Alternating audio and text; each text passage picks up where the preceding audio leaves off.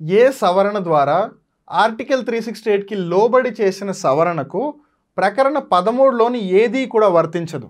అంటే రాజ్యాంగం ప్రకారం ఆర్టికల్ 13 ఏదైతే ఇన్ జనరల్గా లా అనేది ఉందో అది ఆర్టికల్ 368కి వర్తించదు అని చెప్పే నిబంధనని ఏది చేర్చారు అని.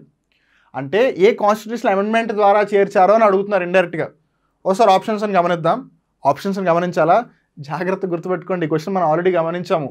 ఎక్కడ 24th కాన్స్టిట్యూషనల్ అమెండ్మెంట్ యాక్ట్ ద్వారా ఏదైతే 13th ఆర్టికల్ ఉందో దాంట్లో లాని చేంజ్ చేస్తే ఆర్టికల్ 368 ప్రకారం చేంజ్ చేసినట్టు కాదు అని. ఇక్కడ ఏమనుంది? ఆర్టికల్ 368కి లోబడి చేసిన సవరణకు ఆర్టికల్ 13లోని ఏది కూడా వర్తించదు అని. 24th కాన్స్టిట్యూషనల్ అమెండ్మెంట్ యాక్ట్ 24వ రాజ్యాంగ సవరణ చట్టం ఎక్కడుంది? 42, 42 కాదు. 4వ రాజ్యాంగ సవరణ చట్టం 4th కాదు. 24వ సవరణ చట్టం 24th దొరికేసింది. ఎందుకంటే ఇక్కడ 22, 22 ఉంది కాబట్టి 10వ ప్రశ్నకి సంబంధించి 3వ ఆప్షన్ సరైన సమాధానం.